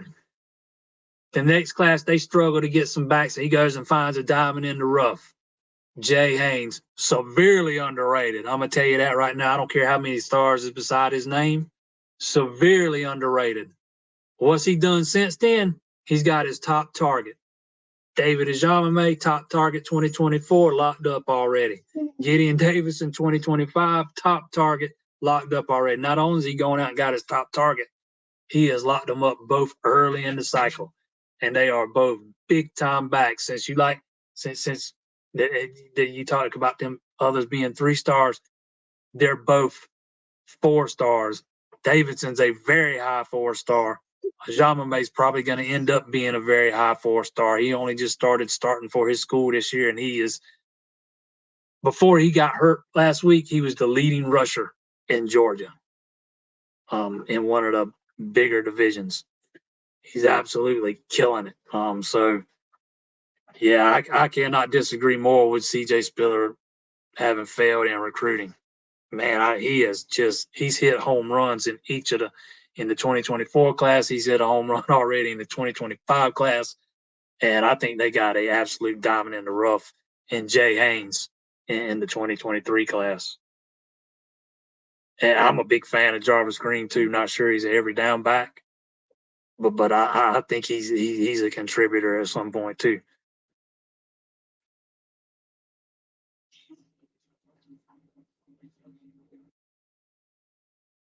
Man, we running way long tonight. Don't forget, man, if you have not liked and subscribed, please do so, man. We would very much appreciate it.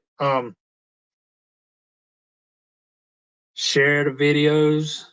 We would appreciate that too. Always check us out, allclemsontigers.com. Highly recommend checking out the Death Valley domain. We got the text line always open 24/7.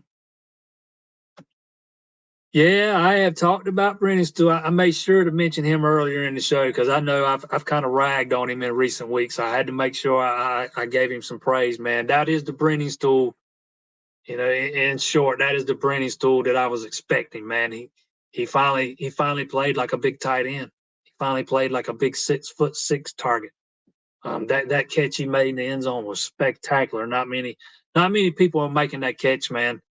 And he reeled it in, and it was an absolute dime by Klubnik. So yeah, I thought Brennan Steele finally stepped up, man.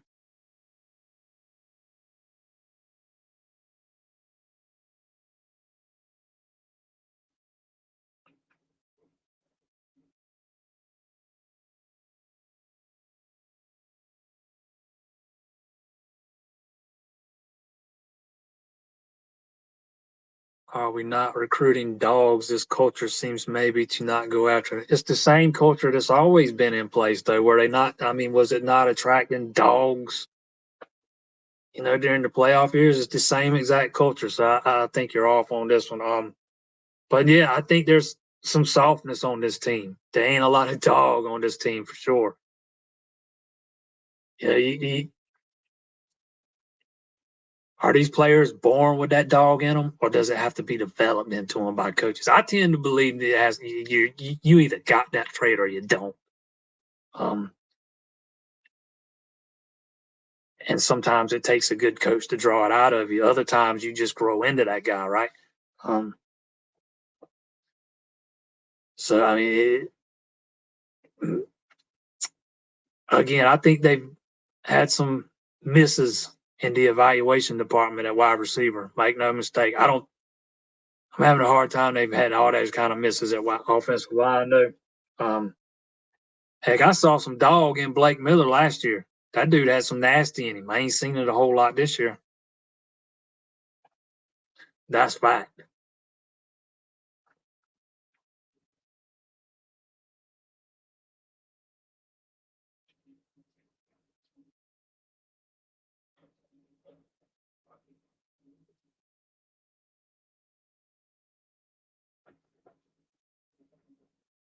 PJ Spiller starting to suit up now. Yeah, he had to find his footing on the recruiting trail. I remember his very first media day, not long after he'd been hired.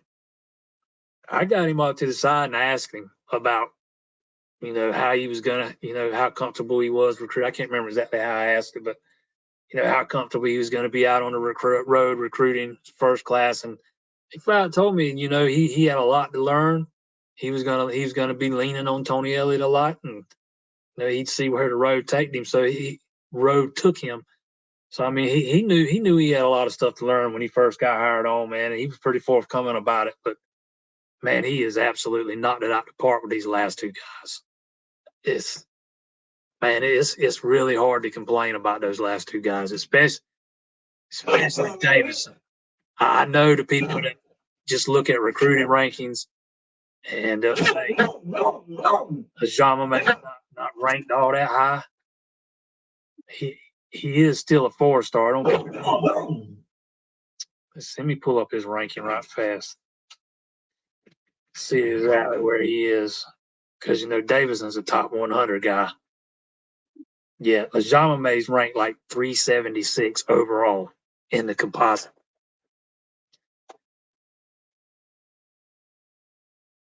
24/7 is just, they're not very high on him. At Rivals, big difference. He ranks 221 overall, so he's just outside the 200.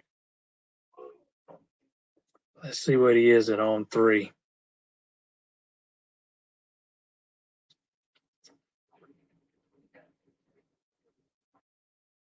On3 is more in par with what 24/7 has, got him in the 300s. I think this kid's severely underrated, man. Severely. He's a track star. He runs like a 10.8, 10.9, 100, man. He can fly. He's got great field vision. He's got all that twitch you want in your running backs, man. I think he's the total package. There is a reason Auburn's been trying to get in on him late here. There's a reason for it. And Spiller was on him before anybody else was. No, he has really, really picked it up in these last two classes.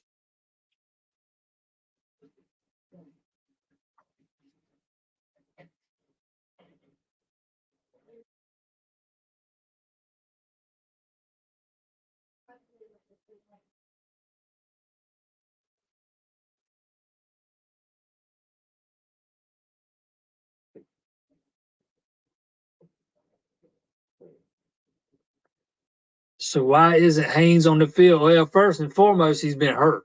But the plan was to always redshirt him. You got guys like Shipley and Moffa, man. You don't need you shouldn't need him. He's also 100, 180, 180, 185 pounds. He needs some bulk. He's just a guy that needed a year. Some guys need a year, and he was one of those guys. The plan was always to redshirt him.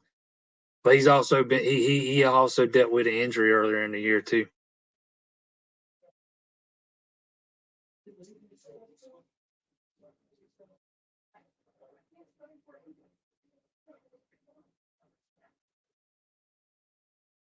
Exactly. What good would it do if he's got no offensive line blocking for him? I'd hate to burn one of those running backs red shirt in this season behind that line.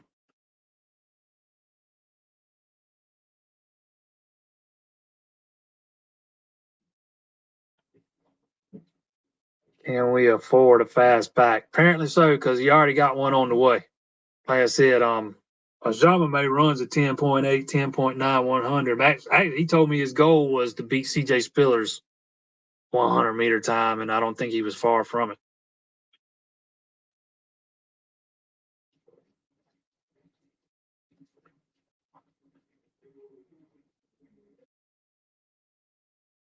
I think Green is. Hey, nobody pumped up Jarvis Green harder than I did last year. I never could figure out why he didn't get more looks than he did. I went and watched him play a couple of times at Dutch Fort, man, and people would tell me that the knock on him was that he was just a product of that high-powered offense at Dutch Fort. I don't really buy into that thinking. I think they got something solid in him. I think he's going to be a contributor. I don't know if he's an every down back, but I absolutely think he can contribute and be part of a duo of backs.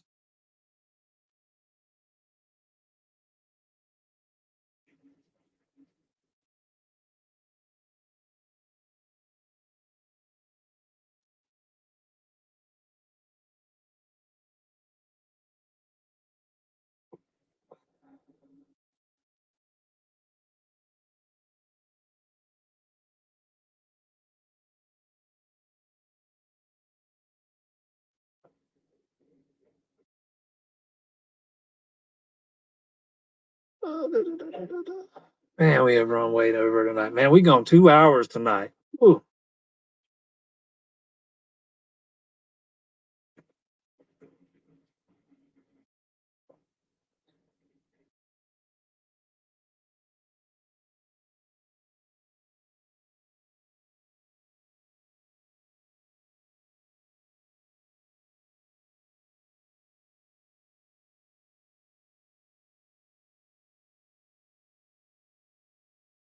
You know, brother.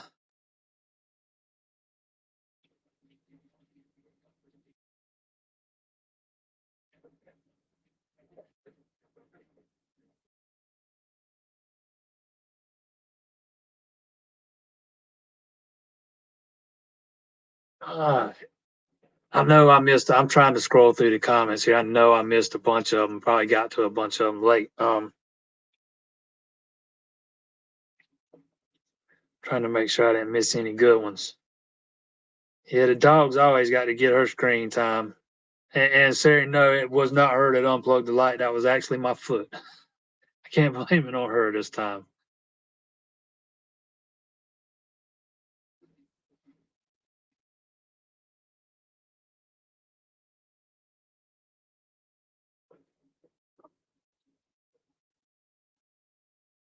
All right, one more thing here before we jump off.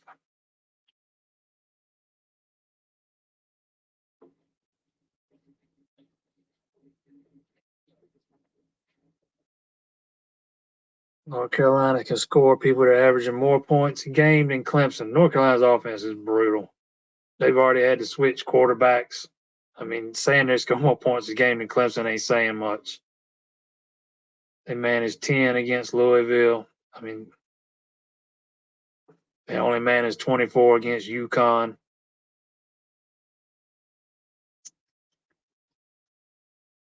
Only managed 24 against Virginia. Only got 10 against Louisville. They've got two 40-point games against non-G5 teams.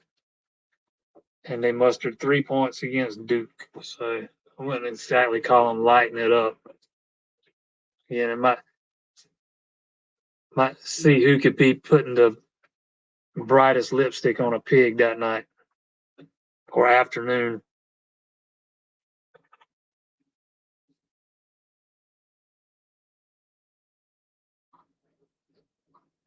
Here we go. We're going to end it on this. The Tigers got more fumbles than Kellogg's got cornflakes, man. Love it. Love it. Don't forget, man, if you've not hit that subscribe button, please do it. I know a lot of you have already done it, but if you hadn't, we would very much appreciate it. Don't forget to hit that like button too. And if you want to hit that share button, hit that one too. Check out the site, allclemsontigers.com, man. We got a new section over there, Death Valley Domain, $4.99 a month. Get it cheaper if you sign up for the year. With a couple of recruiting stories at the minimum every week. Most of the recruiting stuff's going to go there now. All except the shades, of course. But no, in all seriousness, a lot of recruiting stuff's going to go there outside of the mailbags and a lot of other insider stuff. Check it out. Allclemsontigers.com. It's called Death Valley Domain. Hey man, I appreciate everybody that tuned in tonight. We had a really good crowd here. Sorry I couldn't get to all the comments. I went long as I could. The wife's not feeling well, man. I gotta wrap this thing up and let her go to bed because my office is kind of in our bedroom. So again, appreciate everybody tuning in. Don't forget, we'll be right back here Wednesday night, 7:00. Me and Zach with Paul Talk. Brad will have Sunday reset this weekend, and I will be right back here next Monday. Hopefully not talking about quite as much doom and gloom. We'll see, though. Either way, see y'all next Monday.